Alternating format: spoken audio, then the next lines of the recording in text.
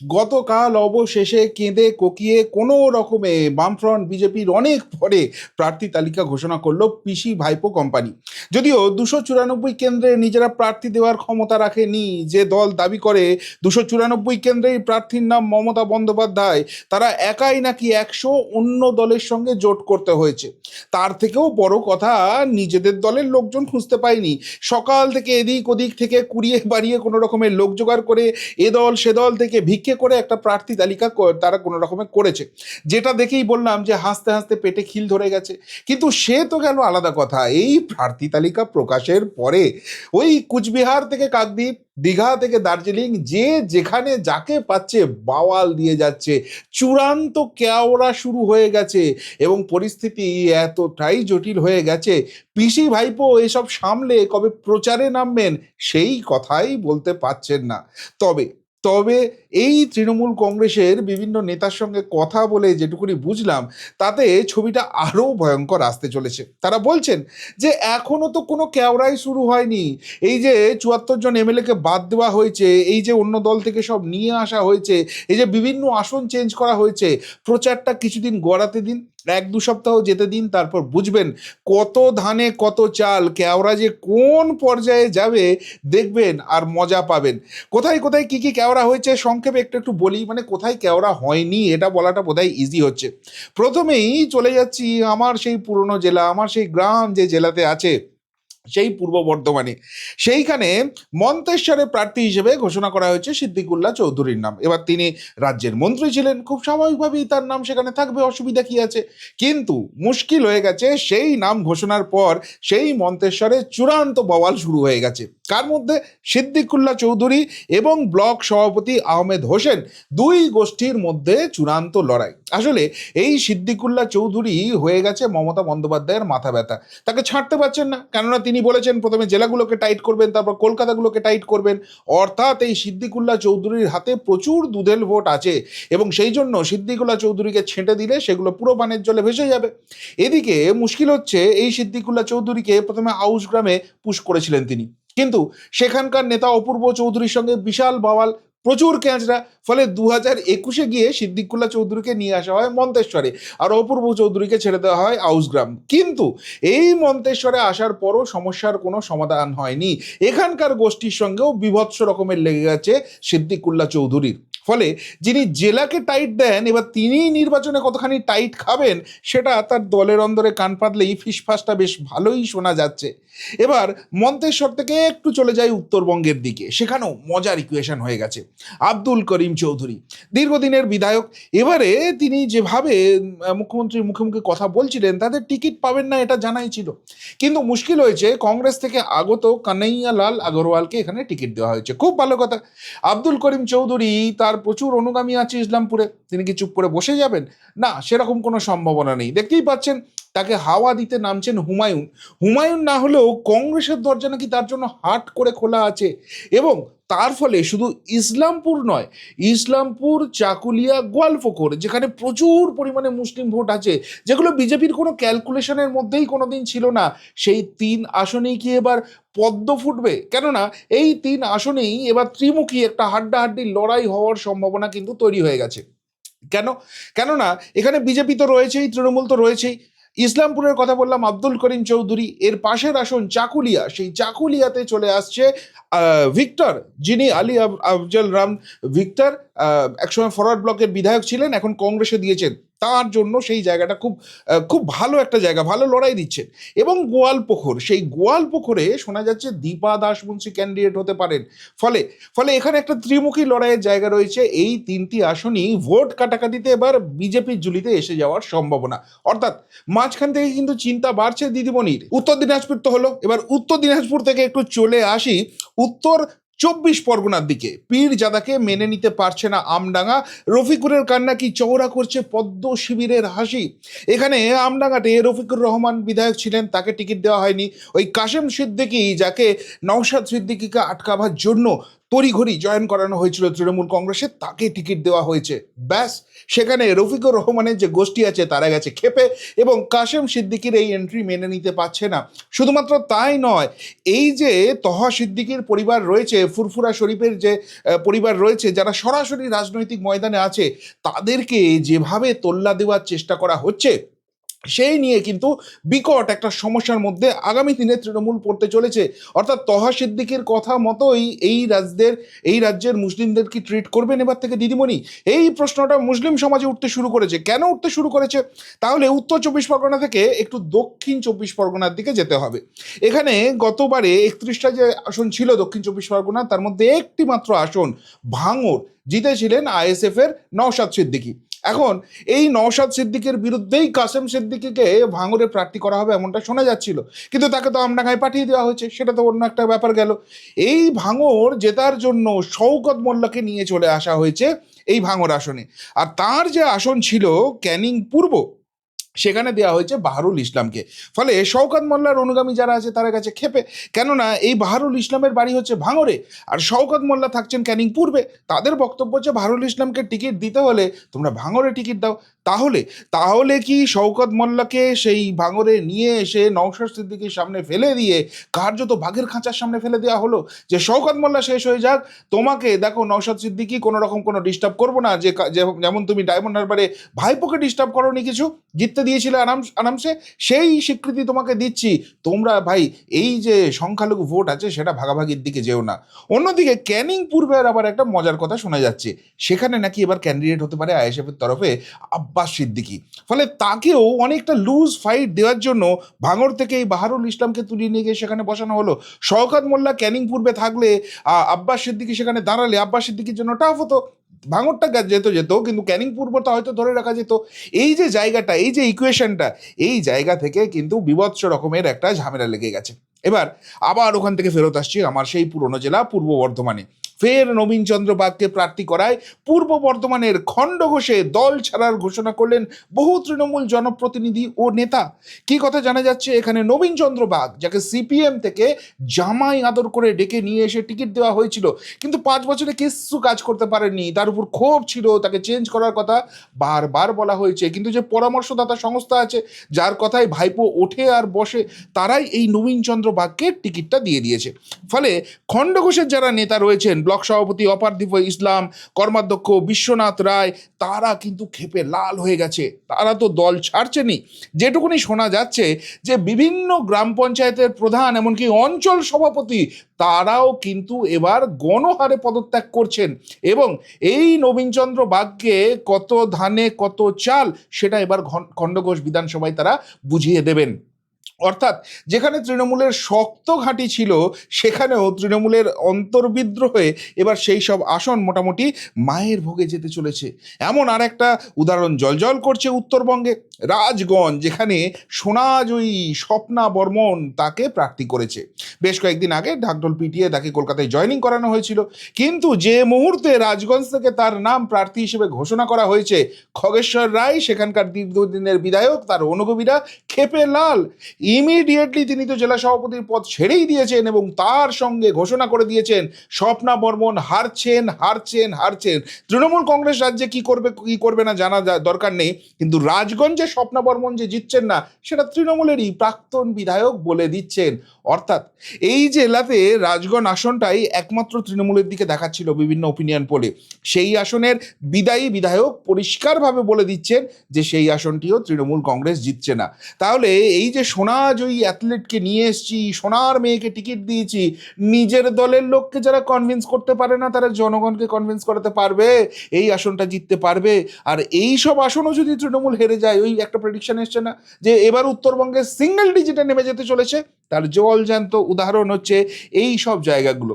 আর একটা মজার কথা হয়েছে, যখন এই দল ছাড়ার কথা হচ্ছে, এবার তো রাজনীতি ছাড়ার কথাই বলে দিলেন অসিত মজুমদার, চুঁচুড়া। যেখানে তৃণমূল কংগ্রেসের আইটি সেলের হেড দেবাংশু ভট্টাচার্যকে প্রার্থী করা হয়েছে অসিত মজুমদারের জায়গায়। এখন দেবাংশু বেচারি হয়ে গেছে পরিযায়ী পাখি। যখনই নির্বাচন আসে, যেখানে যেখানে ঘোটালা আসন আছে, যেখানে যেখানে তৃণমূলের নিশ্চিত হার আছে, এবং এই দেবাংশুকে সেখানে মুরগি করে প্রার্থী করা হয়। যেমন গত লোকসভা নির্বাচনে তমলুক আসন দেওয়া হয়েছিল, যেখানে মানে যাই হয়ে যাক তৃণমূল কংগ্রেস অন্তত জিতবে না, এটা স্পষ্ট ছিল, তা সত্ত্বেও সেখানে তাকে পাঠানো হয়েছিল। এবার সেম কন্ডিশন করা হয়েছে চুঁচুড়াতে, অসিত মজুমদারের জায়গায় তাকে পাঠানো হয়েছে। খুব ভালো কথা, অসিত মজুমদারের জায়গায় তিনি গেছেন। অসিত মজুমদার তো রেগে লেগে বলছেন তিনি রাজনীতিই ছেড়ে দেবেন। এখন এমনিতেই চুঁচুড়া আসনটা টলমল টলমল করছিল তৃণমূলের জন্য। অসিত মজুমদার কিছু করুন না করুন, তিনি যদি রাজনীতি ছেড়ে দেন, তার অনুগামীরা যদি এবার নির্বাচনে আর ময়দানে না নামেন, এই দেবাংশু খুব কম করে হলেও 50-60 হাজার ভোটে তো হারবেন, এই ছবিটা প্রথম দিনই স্পষ্ট হয়ে গেল। তাহলে এরকম ডামাডোলের বাজারে যদি দলের আইটি সেলের হেড যেখানে লড়তে গেছে সেখানে এরকম বিভৎস রকমের পরাজয় হবে, লোকসভার পর বিধানসভাতেও হারতে হবে, তার মনোবলটা কোন জায়গায় চলে যাচ্ছে? আর তার মনোবল যদি এরকম তলানিতে পৌঁছে যায়, পুরো টিমটার যে আইটি সেলটা আছে সেটাতে ইন দ্য ভোগ অফ মা, সেই জায়গাটাও কিন্তু স্পষ্ট হয়ে যাচ্ছে। আরেক জেলার কথা বলি, নদিয়া, সেখানেও কিন্তু ক্যাচাল টু দি পাওয়ার ইনফিনিটি হচ্ছে। মানিক মহুয়া দ্বন্দ্ব সামনে আসতেই টিকিট হাতছাড়া, রাজনৈতিক মহলে জোর চর্চা। শোনা যাচ্ছে এই মানিক ভট্টাচার্য, যদিও এই চুরি দুর্নীতি এইসব কারণে তার নাম ধরা পড়েছে, জেল ফেল কাটতে হয়েছে, কিন্তু ওইসব তৃণমূলের গায়ে কিছু লাগে না, এইসব পাঁক মাখা ওদের গায়ের কাছে অলংকার। সেই জন্য বহু চোর চিটিংবাজ ফেরেববাজ জেল খাটা আসা মালকে তারা আবার টিকিট দিয়েছে। কিন্তু কপাল পুড়েছে মানিক ভট্টাচার্যের। কেন না, সেখানকার সাংসদ মহুয়া মৈত্রর সঙ্গে তার নাকি প্রচুর ক্যাচাল ছিল। এখন পলাশিপাড়া সেখানে সংখ্যালঘু অধ্যুষিত এলাকা, সেখানে বিজেপির কিছু বেশ কিছু করার জায়গা ছিল না। কিন্তু এখন মানিক ভট্টাচার্য ওর একুল দুকুল গেল, বিধায়কটা ছিলেন বলে তবু কোনো রকমে এদিক ওদিক ম্যানেজ করে জেল থেকে বেরিয়ে আসতে পেরেছেন। এবার বিধায়কের টিকিটটাও মেলেনি, ফলে ফলে খুব কপালে দুঃখ আছে, আগামী দিনে জেল ছাড়া কোনো উপায় নেই। তো সেই মানিক ভট্টাচার্য কি তার অন্য একটা গোষ্ঠীকে এখানে জিততে দেবেন?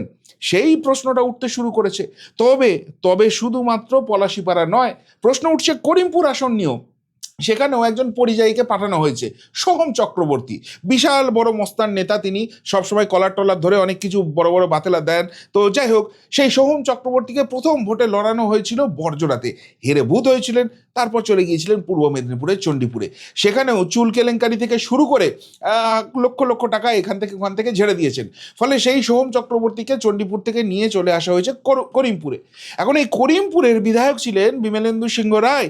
যখন মহুয়া মৈত্র সাংসদ হয়েছিলেন, উপনির্বাচনে জেতার পর থেকে এখানে বিমলেন্দু সিংহ রায়ের হাতেই ছিল। কিন্তু তিনি নাকি বেশ বড় রকমের টোলাবাজি করছেন, দলের তরফ থেকেই বারবার অভিযোগ উঠেছে, সেই জন্য তাকে টিকিট দেওয়া হয়নি। তো এই জায়গাটায় মহুয়া মৈত্রের পছন্দ লোক বিমলেন্দু সিংহ রায় টিকিট পেলেন না। অন্যদিকে পরিযায়ী একজন বিধায়ক যার বিরুদ্ধে একাধিক অভিযোগ রয়েছে, সেই সোহম চক্রবর্তী যাকে চণ্ডীপুরে 5 বছরে দেখাই যায়নি, তাকে টিকিট দেওয়া হয়েছে। এই জায়গা থেকে এই আসনগুলো তৃণমূল জিতবে। করিমপুর কোনোদিন কিন্তু বিজেপির ইকুয়েশনের মধ্যে ছিল না, কিন্তু এবার এই সমস্ত ইকুয়েশনের জন্য এই করিমপুরও বিজেপির দিকে ডলে গেল। সেখানে সৌমেন্দ্রনাথ ঘোষ, যিনি সিপিএম এর প্রাক্তন বিধায়ক ছিলেন, দীর্ঘদিন ধরে বিজেপিটা করছেন, গতবারও দুর্দান্ত ফাইট দিয়ে খুব ক্লোজ মার্জিনে হেরেছিলেন, তাকে এবারে আবার প্রার্থী করা হয়েছে। এবার সৌমেন্দ্রবাবুর আবারও বিধানসভায় যাওয়ার পথটা কিন্তু এই সব ইকুয়েশনের দিক থেকে একদম চওড়া হয়ে যাচ্ছে। তবে শুধু বিধায়ক নন, দলের নেতা নেত্রী সকলেই মোটামুটি ক্ষেপে লাল হয়ে আছে। পূর্ব মেদিনীপুর, যে জেলাটা এই মুহূর্তে দক্ষিণবঙ্গে বিজেপির কার্যত গড় হয়ে গেছে, তবুও সেখান থেকে 1-2 আসন জেতার একটা চান্স ছিল তৃণমূলের। কিন্তু যে প্রার্থী তালিকা ঘোষণা হয়েছে তাতে তো তাদের নেতা নেত্রী হাত থেকে বেরিয়ে যাচ্ছেই। সব থেকে বড় কথা, মহিলা ভোট, সেটাও এবার কি ভোগে চলে যাচ্ছে? কেন উঠছে প্রশ্নটা? পূর্ব মেদিনীপুরের তৃণমূলের মহিলা সংগঠনের জেলা সভানেত্রী শিবানী দে কুণ্ডু কালকে পদত্যাগ করেছেন, এবং তিনি বলছেন যে 16 আসনের যে যে জেলাটা রয়েছে সেখানে মাত্র 1টি আসনে মহিলা মুখ দেয়া হয়েছে। যে দলের একজন নেত্রী রয়েছে তারা মহিলাদেরই কোনো সম্মান দেয় না, তাহলে সেই দলটা করে আর কি করব, সুতরাং এই দল থেকে পদত্যাগ করলাম। অর্থাৎ এই যে লক্ষ্মীর ভাণ্ডারের এফেক্ট সেগুলো এই নেতা নেত্রীদের পদত্যাগ দেখেই তো এবার বিজেপি মোটামুটি কেটে দেবে। অর্থাৎ যেখানে 1-2 আসন হারানোর ভয় ছিল পূর্ব মেদিনীপুরে, সেই জায়গা থেকে এবার 16-0 পূর্ণ করাটা শুভেন্দু অধিকারীদের কাছে কি শুধুমাত্র সময়ের অপেক্ষা? প্রশ্নটা কিন্তু উঠে গেল।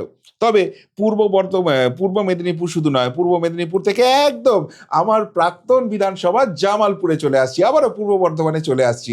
সেখানে এমনিতেই তো একটা দাপুটে প্রার্থী দিয়ে দিয়েছে বিজেপি। অরুণ হালদার, তাকে প্রার্থী করা হয়েছে জামালপুর থেকে, যিনি একসময় জাতীয় তপশিলি কমিশনের ভিসি ছিলেন। তাকে প্রার্থী করার পর একটা জামালপুরে এমনিতেই বিজেপির হাওয়া কিন্তু প্রবল হয়েছে। তো তিনি আমার একদম পাশের গ্রাম, আমার গ্রাম হচ্ছে আবুঝাটি, এবং ঠিক তার পাশের গ্রাম গোপালপুর, সেখানে মুক্তকেশী মন্দির আছে। আমরা পরীক্ষা টরীক্ষার আগে গিয়ে সেখানে মাথা ঠুকে আসতাম। তো সেই মুক্তকেশী মন্দিরে পুজো দিয়ে অরুণ হালদার পুজো শুরু করেছেন। কিন্তু যেটা সব থেকে গুরুত্বপূর্ণ, সেই সময় তার সঙ্গে তৃণমূলের তিনবারের জেলা পরিষদ সদস্য মেহেলা কীর্তনিয়া সাউ তিনি সঙ্গে ছিলেন, এবং তিনি পরিষ্কারভাবে বলছেন এই তৃণমূলটা আর করা যায় না। তিনি নরেন্দ্র মোদীর আদর্শে অনুপ্রাণিত হয়েছেন এবং তাই আগামী দিনে বিজেপিটাই করতে চান। আগামী দিনে তাকে ঢাক ঢোল পিটিয়ে যোগদান করানো হবে। সব থেকে বড় কথা, তিনি মতুয়া নেত্রী, এবং ওই জায়গাতে জৌগ্রাম বা জামালপুরের ওই বিস্তীর্ণ অঞ্চলটায় প্রচুর পরিমাণে বাংলাদেশি যারা ছিলেন, মতুয়া সম্প্রদায়ের মানুষ এই দেশে এসে আশ্রয় নিতে বাধ্য হয়েছেন, সেই ভোটটা ব্যাপক অংশে রয়েছে। সুতরাং এইরকম মতুয়া নেত্রী যদি চলে আসেন, তাহলে সেই জায়গা থেকে এবার মতুয়া ভোটটা কিন্তু পুরোপুরি বিজেপির দিকে শিফট করবে। জামালপুর আর বাঁচানোর জায়গায় তৃণমূল নেই। যে জামালপুরটা মনে হচ্ছিল তৃণমূলের একদম দুর্ভেদ্যগড়, সেই জায়গাও কিন্তু বিজেপির দিকে ঢলে গেল। এবার আবার উত্তরবঙ্গে চলে যায়। উত্তরবঙ্গে আলিপুরদুয়ার, সেই আলিপুরদুয়ারে এবার আলিপুরদুয়ার কেন্দ্র থেকেই সৌরভ চক্রবর্তী টিকিট পাননি, মধ্যরাত্রে বিস্ফোরণ ঘটিয়েছেন। দিদিমণি তো মধ্যরাত্র নিয়ে ইসিআইয়ের বিরুদ্ধে অনেক কথা বলছিলেন, কিন্তু মধ্যরাত্রের আসল বিস্ফোরণটা ঘটিয়ে দিয়েছেন সৌরভ চক্রবর্তী। গোটা আলিপুরদুয়ার ইকুয়েশন চেঞ্জ হয়ে গেছে। এমনিতেই বিজেপির দিকে 5টা আসনই ঢলেছিল, যেটুকুনি তৃণমূলের জায়গা ছিল সেইটুকুনিও এই সৌরভ চক্রবর্তীর কথাবার্তার পর আর যে তৃণমূলের দিকে নেই, সেই জায়গাটা স্পষ্ট হয়ে যাচ্ছে। তার থেকেও বড় কথা, তৃণমূল কংগ্রেস কিছুদিন আগে ঢাকঢোল পিটিয়ে জন বার্লাকে যোগদান করিয়েছিলেন। সেই জন বার্লাকে টিকিট দেয়নি, ফলে ওই যে চা বাগানের ভোটের যে ইকুয়েশনটা করছিল সেটাও চলে গেল। এমনকি গঙ্গা প্রসাদ শর্মা একসময় বিজেপিটা দাপটের সঙ্গে করেছিলেন, সেই গঙ্গা প্রসাদ শর্মাকেই তৃণমূলে আনার পর বিজেপিকে অনেকটা ভাঙিয়েছিলেন তিনি, সেই গঙ্গা প্রসাদ শর্মারও টিকিট জোটেনি। ফলে আলিপুরদুয়ারে 5-0 হওয়াটা সময়ের অপেক্ষা। সেখানকার তৃণমূল নেতাকর্মীরা বলতে শুরু করে দিয়েছেন বিজেপিকে সেখানে খুব বেশি কিছু করতে হবে না। সেম যাচ্ছে দার্জিলিং জেলাতে। কিছুদিন আগেই ওই যিনি রাজ্য ভাগটা করবেন বলেছিলেন, সেই বিষ্ণুপ্রসাদ শর্মা, যাকে এবার বিজেপি টিকিট দেবে না ঠিক হয়েছিল, তিনিও তৃণমূলে যোগদান করেছিলেন, তাকেও এবার কিন্তু টিকিটটা দেওয়া হয়নি। ফলে পাহাড়ের ওই রাজনীতিতে তৃণমূল যে ব্যাকফুটে থাকছে, সেই ছবিটাও কিন্তু স্পষ্ট হয়ে যাচ্ছে। এবার চলে আসছি একটু মুর্শিদাবাদের দিকে। সেখানে ফারাক্কা মনিরুল ইসলাম, গুন্ডা বিধায়ক, কিছুদিন আগেই ওই এসআইআর নিয়ে খুব হম্বিতম্বি করেছিল, তাকে কেন জেলে পাঠানো হয়নি সেই প্রশ্নের মুখে খোদ মমতা ব্যানার্জিকে, তার প্রশাসনকে পড়তে হয়েছিল। তারপরেও এইসব নচ্ছারগিরিতে এদের কিছু এসে যায় না, মনিরুল ইসলাম গ্রেপ্তার হয়নি। কিন্তু বুঝে গেছে এই মনিরুল ইসলামকে টিকিট দিলে এবার কিন্তু ফারাক্কা আসনটা হাতছাড়া হয়ে যাবে। ফলে মনিরুল ইসলামকে আর সেখানে টিকিট দেওয়া হয়নি। আর এইবার মনিরুল ইসলাম কিন্তু হুঙ্কার দিচ্ছে, কত ধানে কত চাল তিনি বুঝিয়ে দেবেন, নির্দল প্রার্থী হিসেবে দাঁড়িয়ে যাবেন। ওখানে যদি ভোট কাটাকাটি হয়, নির্দল প্রার্থী হিসেবে সত্যিই দাঁড়ান, তাহলে তাহলে এই সব আসনগুলোর দিকে তৃণমূলের হাত থেকে যে বেরোচ্ছে, তারা যে ক্ষমতা থেকে দূরে সরছে, সেই ছবিটা কিন্তু স্পষ্ট হয়ে যাচ্ছে। এবার যে কথাটা আপনাদের বলছিলাম যে এখানেই খেলা শেষ হয়নি, এ তো কয়েকটা ইনসিডেন্ট দেখালাম। হেভিওয়েট মন্ত্রী থেকে পোর খাওয়া রাজনীতিক, তৃণমূলের প্রার্থী তালিকা থেকে বাদ 74 জন বিদায়ী বিধায়ক। সুতরাং এই যে 74টা জায়গা রয়েছে যেখানে সরাসরি বিজেপির বিরুদ্ধে যুদ্ধ রয়েছে, সেখানে কিন্তু এবার গোষ্ঠী দ্বন্দ্বটা কাকে বলে সেটা তৃণমূল কংগ্রেস বুঝতে পারবে, সেটা আইপ্যাক বুঝতে পারবে, সেটা এই বিদায়ী বিধায়কদের অনুগামীরাই বলে দিচ্ছেন। ওই কাঞ্চন মল্লিকের মতো কিছু রয়েছে, তাদের কোনো রাজনৈতিক জায়গা নেই, সেই সব জায়গায় হয়তো কোনো রকম কোনো ইকুয়েশন নেই। কিন্তু বাকি যেখানে যেখানে দাপুটে বিধায়করা পেয়েছেন, এমনকি যেসব নেতারা এক্সপেক্টেড ছিলেন টিকিট পাননি, বহু জায়গাতেই কিন্তু এবার ভেতরে ভেতরে খেলা হবে, ভয়ঙ্কর খেলা হবে। কিন্তু তার থেকেও ভয়ঙ্কর খেলা কোথায় হবে জানেন? এই 74টা জায়গা তো ছেড়ে দিন, এই যে নেপোটিজম, মানে একবার বাবা মা টিকিট পেয়ে গেলে ওই বংশ পরম্পরায় টিকিট পেয়ে যাবে, এই যে চলটা মমতা ব্যানার্জি শুরু করেছেন, তারও এবার বড় খেসারত দিতে হবে। স্বর্ণকমল সাহার জায়গায় এন্টালিতে সন্দীপন সাহা, তার পুত্র টিকিট পেয়েছেন। নির্মল ঘোষের জায়গায় পানিহাটিতে তীর্থঙ্কর ঘোষ, তার পুত্র টিকিট পেয়েছেন। সাধন পাণ্ডে, সুপ্তি পাণ্ডের মেয়ে শ্রেয়া পাণ্ডে মানিকতলায় টিকিট পেলেন। মমতা বালা ঠাকুর, তার মেয়ে মধুপর্ণা ঠাকুর, তিনি টিকিট পেলেন বাগদা থেকে।